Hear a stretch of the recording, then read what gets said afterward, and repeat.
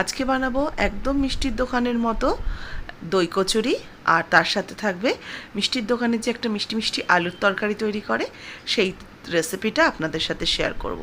এইভাবে তৈরি করুন, একদম ক্রিস্পি কুরকুরে তৈরি হবে দই কচুরি। দই কচুরি করার জন্য প্রথম আমি এখানে ময়দা নিয়ে নিচ্ছি। ময়দার মধ্যে দিয়ে দিচ্ছি সুজি। এখানে ময়দা নিয়েছি আমি 2 কাপ, প্রায় 250 গ্রামের মতো আমি ময়দা নিয়েছি। তাতে আমি 3 টেবিল চামচের মতো সুজি দিলাম, লবণ দিলাম, চিনি দিলাম, আর তার সাথে দিচ্ছি সাদা তেল। এবার এগুলোকে একটু শুকনো ভালো করে ময়দার সাথে মিশিয়ে নেব। ময়মটা হয়ে গেলে তারপরে দিয়ে দেবো এর মধ্যে টক দই। টক দই জল ঝরানো টক দই, এখানে আমি প্রায় ওই 3 চামচের মতো টক দই দিয়ে দিলাম। এবার এই টক দইটাকেও ময়দার সাথে শুকনো আগে মিশিয়ে নেব। ময়মটা ভালো করে হয়ে গেলে এবার আমি অল্প অল্প জল দিয়ে এটাকে একটা ডো করে নেব। তবে কচুরি, যে কোনো কচুরি যখন ডো বানাবেন, এটা কিন্তু সাধারণ লুচি পরোটার মতন যেন নরম না হয়। একটু শক্ত না হলে ডোটা কিন্তু বেলার সময় পুরটা ভেতর থেকে ফেটে বেরিয়ে যায়। তো আমি জলটা কিন্তু নর্মাল জল দিচ্ছি। নর্মাল জল দিয়ে কোনো উষ্ণ গরম বা ঠান্ডা জল কিচ্ছু না, নর্মাল জল দিয়ে এটাকে ভালো করে মেখে নিচ্ছি। সুজি দেওয়ার কারণে কিন্তু জলটা বেশ টেনে যাবে, সেই জন্য সুজিটা অবশ্যই দেবেন, তাতে হয় খুব ভালো ক্রিস্পিও হয়। মাখাটা হয়ে গেছে, এটাকে একটু রেস্টে রেখে দেবো। 10 থেকে 15 মিনিটের জন্য অবশ্যই একটু রেস্টে রাখতে হবে।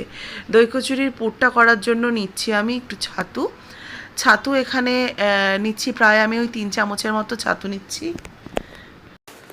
ছোলার ছাতু নিয়েছি, আর নিচ্ছি মটরের বেসন, 2 চামচ মটরের বেসন দিলাম।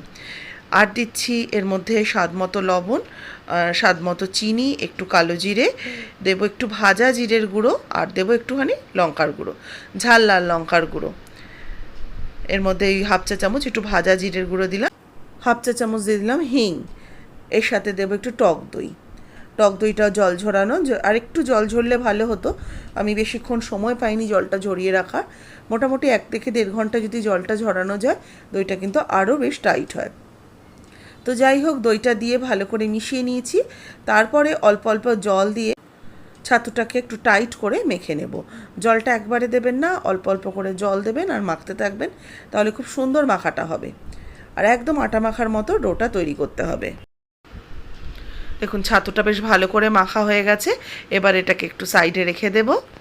এবার আমি আলুর তরকারিটা করার জন্য কড়াইতে সাদা তেল দিয়ে দিলাম। তাতে ফোড়ন দিয়ে দেবো একটু 5 ফোড়ন আর শুকনো লঙ্কা। 5 ফোড়ন শুকনো লঙ্কাটা ভাজা ভাজা হয়ে গেলে কেটে রাখা আলুগুলো দিয়ে দিচ্ছি। মিষ্টির দোকানের আলুর তরকারি বিশেষত্বই কিন্তু আলুর খোসাটা ছাড়ানো হয় না। আমিও কিন্তু আলুর খোসা না ছাড়িয়ে ডুমো ডুমো করে কেটে নিয়েছি। আর দিলাম খানিকটা ছোলার ডাল। ছোলার ডাল আগে ভিজিয়ে রেখে একটা সিটি দিয়ে সেদ্ধ করে রেখেছিলাম। এবার ডাল আর আলুটা দিয়ে এতে স্বাদ মতো লবণ দিয়ে ভালো করে একটু নাড়াচাড়া করে নেব। একটু ঢাকা দিয়ে রেখে দেবো যাতে আলুটা আর ডালটা একটু নরম হয়ে আসে। 2-3 মিনিট একটু ঢাকা দিয়ে রেখে দিয়েছিলাম। আলু আর ডালটা বেশ খানিকটা কিন্তু ভাজা ভাজা হয়ে গেছে, তবে খুব বেশি লাল করে ভাজার প্রয়োজন নেই।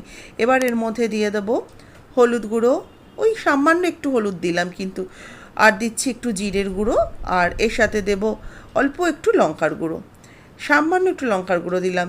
এবার হালকা হাতে এগুলোকে একটু মিশিয়ে নেব। অল্প একটু জল দিয়ে দিয়েছি। মশলাটা একটু কষানো হয়ে গেলে এর মধ্যে দিয়ে দেবো জল। জলের মধ্যে ঝোলটা যাতে ভালো মতো ফুটতে পারে, ডাল আর আলুটা সেদ্ধ হতে পারে, সেই মতো আমি এর মধ্যে জল ঢেলে দিচ্ছি।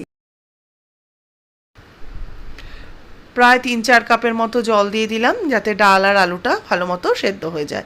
আলু তো খুব তাড়াতাড়ি সেদ্ধ হয়ে যাবে বলেই আমি ডালটাকে একটু আগে একটা সিটি দিয়ে নিয়েছিলাম। 5 মিনিট আমি ঢাকা চাপা দিয়ে হাই হিটে ফুটিয়ে নিয়েছি। মাঝে একটা কাঁচা লঙ্কা, দেখেই বুঝতে পারছেন, একটা কাঁচা পাকা লঙ্কা একটু অ্যাড করে দিয়েছিলাম। ঝোলটা কিন্তু অনেকটাই বেশ ফুটে গাঢ় হয়ে এসছে। এর বিশেষত্বই তরকারিটার মিষ্টির রস। অবশ্যই একটু রসগোল্লার রস এর মধ্যে অ্যাড করবেন। হাতের কাছে যদি না থাকে তাহলে চিনি দিতে পারেন, তবে মিষ্টির রস না দিলে টেস্টটা ঠিকঠাক আসে না। ফুটে উঠলে নামিয়ে নেব। এদিকে ময়দাটা আমি যে মেখে রেখেছিলাম, কালো জিরে দিতে ভুলে গেছিলাম, একটু ওপর থেকে ছড়িয়ে রেখেছি। এবার এই কালো জিরেটাকে দিয়ে আরেকটু ময়দাটাকে মেখে নিচ্ছি। এবার দেখুন ময়দাটা যেমন টানছি, ঠিক এরকম একটা ভেতরটা এরকম সারফেসটা হয়েছে। বোঝা যাচ্ছে যে কচুরি করার জন্য ময়দার যেরকম দরকার ঠিক সেইভাবে আমি ওটাকে মেখে নিয়েছি। এবার একটু হাতের মধ্যে শুকনো ময়দা দিয়ে আমি এগুলোকে ভাগ করে নিয়ে ছোট ছোট লেচির আকারে কেটে নেব। একসাথে তো সবগুলো বানাবো না, সেই জন্য যে কটা করব সে কটা লেচি কেটে নিলাম। একটু হাতের মধ্যে শুকনো ময়দা নিয়ে লেচিগুলো থেকে আমি গোল গোল করে বাটি করে নিচ্ছি। আর আগে থেকেই আমি এই যে ছাতুর পুরটা করে রেখেছিলাম এগুলোকে এরকম লেচির মতো কেটে ছোটো ছোটো বল করে রেখেছি, যেটাতে ঢোকাতে খুব সুবিধা হয়। এই প্রত্যেকটা একটার মধ্যে আমি বাটির মধ্যে ঢুকিয়ে একদম ভালো করে সিল করে নিলাম। এক্সট্রা যেটা রয়েছে ময়দাটা সেটাকে কেটে বাদ দিয়ে দিলাম। একটু হাত দিয়ে ফ্ল্যাট করে দেবো যাতে পুরটা চারিদিকে মানে সেট হয়ে যায়। ঠিক আরেকটাও একই রকমভাবে আপনাদের সাথে শেয়ার করছি। হাতের মধ্যে একটু শুকনো ময়দা নিয়ে নেবেন, তাহলে কিন্তু বেশ সুন্দরভাবে পুরটা ঢোকানো যাবে। এবার এটাকে ওই এক্সট্রা ময়দা যেটা রয়েছে সিল করার পর সেটাকে বাদ দিয়ে এবার ভালো করে এটাকে মুখটা বন্ধ করে হাত দিয়ে একটু চেপটে নিচ্ছি। দই কচুরিগুলোর মধ্যে সবকটাতেই আমি কিন্তু পুরটা দিয়ে দিয়েছি। এবার একটুখানি পাটার মধ্যে তেল দিয়ে নিয়েছি, তেল দিয়ে এটাকে আমি বেলে নেব। দেখুন এই হালকা হাতে এগুলোকে টেনে টেনে বেলতে হবে। যদি আমি চেপে চেপে বেলি তাহলেই কিন্তু পুরগুলো বেরিয়ে যাবে। আগে থেকে কড়াইতে আমি তেল গরম হতে বসিয়ে দিয়েছি। তেলের মধ্যে এবার একটা একটা করে কচুরিগুলো ছেড়ে দেবো ভেজে নেওয়ার জন্য। দেখুন এবার কিন্তু সুন্দর মতো ফুলে উঠেছে, তবে আঁচটাকে কিন্তু মিডিয়াম টু হাইতে রেখেছি, কারণ না হলে কিন্তু ভালো মতো ফুলবে না। একটা হয়ে গেছে, আরও একটা আমি বেলে একই রকমভাবে দেখাচ্ছি। প্রত্যেকটাই বেলে দেখাচ্ছি, কিন্তু একটাও দেখবেন ফেটে পুরটা বাইরে আসছে না। আর আমার বেলাটা একটু খেয়াল করে দেখবেন, আমি নিচের দিকে টেনে টেনে নামাচ্ছি, তাহলে কিন্তু খুব সুন্দরভাবে কচুরি গোল হয় আর সুন্দরভাবে ফুলে ওঠে। দেখুন এটাও খুব সুন্দরভাবে ফুলে উঠেছে, আর পুরটা কিন্তু ভেতরে একদম সুন্দরভাবে চারিদিকে ছড়িয়ে গেছে। এটাও বেশ ভাজা হয়ে গেছে, উঠিয়ে রেখে দিচ্ছি। আর এদিকে আমার তরকারিটাও কিন্তু রেডি হয়ে গেছে।